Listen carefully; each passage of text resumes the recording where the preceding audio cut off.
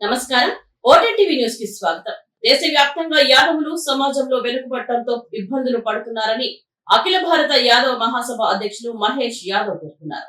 యాదవులకు ప్రత్యేక ప్రోత్సాహకాలు అందించి ప్రభుత్వాలు ఆదుకోవాలని ఆయన విజ్ఞప్తి చేశారు.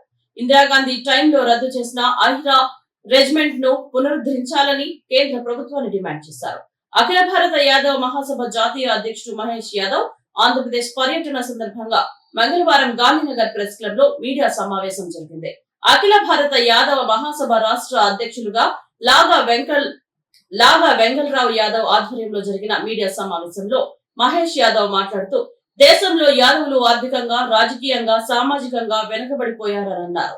వారిని ప్రభుత్వాలు చేయూతనందించాల్సిన అవసరం ఉందన్నారు.